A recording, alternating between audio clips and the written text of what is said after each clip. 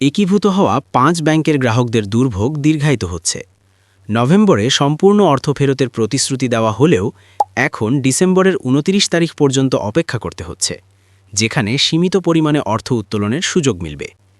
এই প্রক্রিয়াটি গ্রাহকদের মধ্যে উদ্বেগ ও অনিশ্চয়তা সৃষ্টি করেছে, কারণ তারা তাদের কষ্টার্জিত অর্থ নিয়ে অনিশ্চয়তায় ভুগছেন। বাংলাদেশ ব্যাংকের ঘোষণা অনুযায়ী হিসাব স্থানান্তরের প্রক্রিয়া শেষ হলেই গ্রাহকরা সর্বোচ্চ ২ লাখ টাকা পর্যন্ত তুলতে পারবেন, যা অনেকের জন্য পর্যাপ্ত নয়। এই পরিস্থিতি ব্যাংক খাতের দুর্বলতা এবং নিয়ন্ত্রক সংস্থার সমন্বয়হীনতা প্রকাশ করছে। একীভূত হচ্ছে ৫ ব্যাংক, গ্রাহকদের টাকা তোলার সুযোগ কবে? বাংলাদেশ ব্যাংকের নতুন ঘোষণা কি বলছে? আপনার আমানত কতটা সুরক্ষিত? এই একীভূতকরণ প্রক্রিয়ার পেছনের গল্প কী এবং এর ফলে দেশের ব্যাংকিং খাতে কী ধরনের প্রভাব পড়তে পারে, এ বিষয়ে বিস্তারিত তথ্য জানাবো আজকের ভিডিওতে। প্রিয় ভিউয়ার্স, আসসালামু আলাইকুম। আজকের নতুন ভিডিওতে আপনাকে স্বাগত জানাচ্ছি। আপনি যদি আমার চ্যানেলে নতুন হয়ে থাকেন তাহলে এরকম নতুন নতুন ভিডিওর আপডেট পেতে চ্যানেলটি সাবস্ক্রাইব করে রাখুন। ভালো লাগলে লাইক কমেন্ট করুন, আর সম্পূর্ণ ধারণা পেতে পুরো ভিডিওটি না টেনে দেখুন। তাহলে শুরু করা যাক। একীভূত হতে যাওয়া ৫টি ইসলামী ব্যাংকের গ্রাহকদের জন্য অবশেষে সুখবর আসতে চলেছে। বাংলাদেশ ব্যাংক জানিয়েছে তাদের হিসাব নবগঠিত সম্মিলিত ইসলামী ব্যাংকে স্থানান্তরের প্রক্রিয়া প্রায় শেষ পর্যায়ে। এই প্রক্রিয়া সম্পন্ন হলেই গ্রাহকরা তাদের বিদ্যমান চেকবই ব্যবহার করে সর্বোচ্চ ২ লাখ টাকা পর্যন্ত উত্তোলনের সুযোগ পাবেন।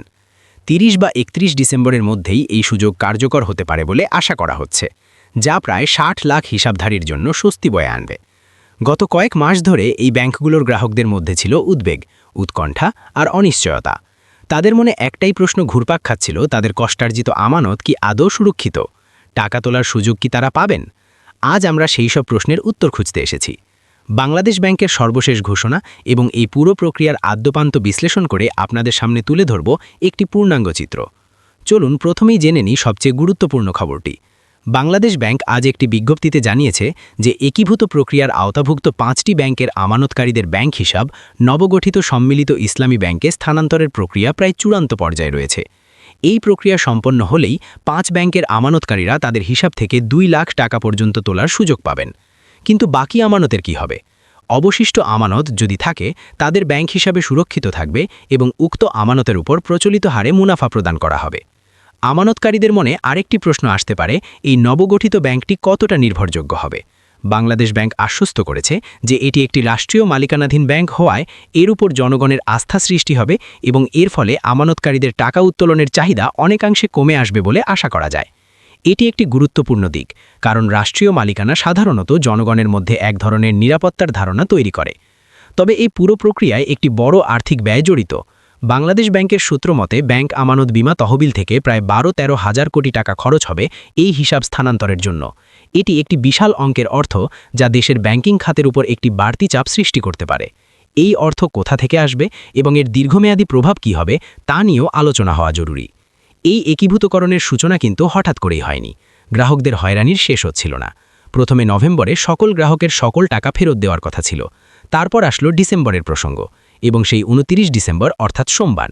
কিন্তু সেই প্রতিশ্রুতিগুলো রক্ষা করা যায়নি। বারবার তারিখ পরিবর্তন হওয়ায় গ্রাহকদের মধ্যে হতাশা আরও বাড়ছিল। এই দেরির কারণ কি ছিল? সম্ভবত প্রযুক্তিগত জটিলতা, আইনি প্রক্রিয়া এবং বৃহৎ পরিসরে হিসাব স্থানান্তরের চ্যালেঞ্জগুলোই এর মূল কারণ ছিল। একীভূতকরণের এই নিশ্চয়তা ব্যাংকিং খাতের জন্য একটি নজিরবিহীন ঘটনা। এর আগে দেশে এমন বৃহৎ পরিসরে একাধিক ব্যাংকের একীভূতকরণ হয়নি। এই পদক্ষেপের সুদূর প্রসারী প্রভাব কী হতে পারে? প্রথমত, এটি দুর্বল ব্যাংকগুলোকে শক্তিশালী করার একটি কৌশল হতে পারে। যদি এই সম্মিলিত ব্যাংক সঠিকভাবে পরিচালিত হয় তাহলে এটি দেশের ব্যাংকিং খাতের স্থিতিশীলতা বাড়াতে সাহায্য করবে। দ্বিতীয়ত, এটি ব্যাংকগুলোর সুশাসন নিশ্চিত করতে একটি বার্তা দেবে।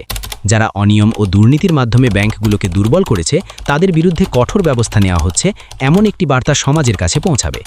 তৃতীয়ত, এটি গ্রাহকদের আস্থা ঋজু হয় সাহায্য করতে পারে। যখন গ্রাহকরা দেখতে পাবেন যে তাদের আমানত সুরক্ষিত এবং তারা প্রয়োজনে টাকা তুলতে পারছেন, তখন ব্যাংকিং ব্যবস্থার প্রতি তাদের আস্থা ফিরে আসবে। তবে কিছু চ্যালেঞ্জও রয়েছে। নবগঠিত সম্মিলিত ইসলামী ব্যাংকের ম্যানেজমেন্টের দায়িত্ব যারা পাবেন তাদের সামনে অনেক চ্যালেঞ্জ থাকবে।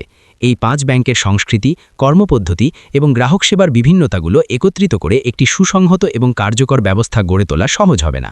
এছাড়া খেলাপিনির আদায় এবং নতুন করে কোনো অনিয়ম যেন না হয় সেদিকেও কঠোর নজর রাখতে হবে। পরিশেষে বলা যায়, বাংলাদেশ ব্যাংকের এই ঘোষণা দুর্বল ব্যাংকের গ্রাহকদের জন্য একটি আশার আলো দেখাচ্ছে। তবে এই প্রক্রিয়ার সফল বাস্তবায়ন এবং দীর্ঘমেয়াদী সুফল পেতে হলে স্বচ্ছতা, জবাবদিহিতা এবং কঠোর তদারকি অনিবার্য।